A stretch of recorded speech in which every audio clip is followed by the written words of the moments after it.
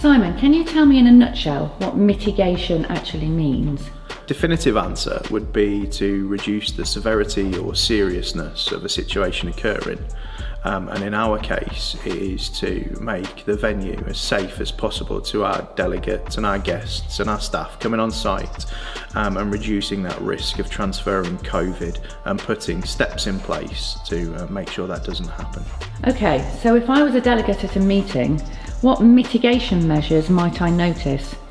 So the first things you'll notice as you come on site is the signage, the layout, the one-way systems, the sanitising stations as you pass through. And then what we've done quite well throughout the whole of the pandemic is we've coded all of our zones to give our guests the visual aspect that they know how often we're cleaning, when we're cleaning, what we're cleaning and what levels we're cleaning to. They'll also see the staff wearing face masks or shields, and then the one-way systems that we do have in place are then topped off by things in the food and beverage areas like single packaged items, grab and go. The restaurant's laid out very differently, single placed sittings with cutlery all wrapped, and condiments which we're coming used to more and more, but we wouldn't have had in the past. So those are the things you're probably likely to see as you come in the building. Okay, and what mitigation aspects might I not notice? You know, stuff that goes on behind the scenes. So prior to any event, we'll work with the booker to make sure that they've read everything we've put on our website, and that's built up from months and months of information gathering from the government, from companies we're working with, such as our health and safety provider and support mechanism, which is SACA. And we put together a detailed risk assessment, which is available to anyone. And that's the backbone for everything we do, everything we build off of that people probably don't see as they arrive on site. To how you arrive, where you park, how we're instructing you to do so. And then when you come into the building, it's knowing that where your coffee machine is, and that's a single-use coffee machine just for you. And when you go into that meeting room, that it's been sealed and sanitised. And if you're just arriving as part of a group, the trainer will have gone through all that, but you may not see that. One of the biggest things we put in place was the thermal imaging camera.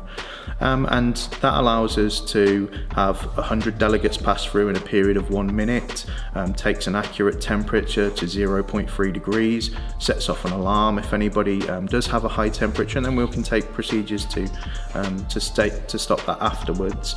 But what that piece of technology has allowed us to do is so that you can come in, you're not coming face to face with staff putting a thermal measuring temperature gauge on your forehead, and that you can just pass through freely and limiting that contact. And I think that's key, and I think where a lot of companies have done really well is they've said, look, you're going to come in contact with less and less staff, and I think that's what we've said, just to try and make it as safe as possible. So if I was an event booker, what things should I now consider when booking a meeting?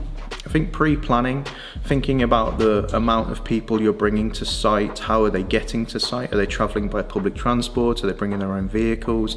Where possible, travelling alone, which is sadly there's a benefit these days.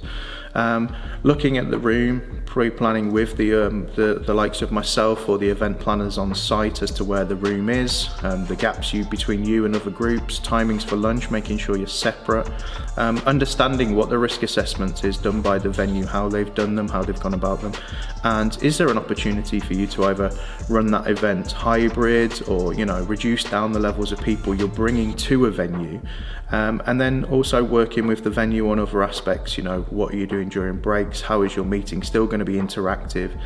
Making sure your delegates remain at the same tables, but communicating that to your delegate. This is going to be a very different experience to what they've had in the past, and if they've not been out to a venue since we've been into any type of lockdown or tier system, then it's not going to be something they're used to. They're going to notice things like bars are closed or the timings are limited.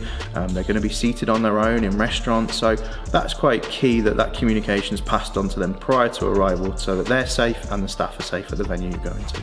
Okay, Simon, is it true why Boston Lakes Resort is actually accredited by 3 independent bodies?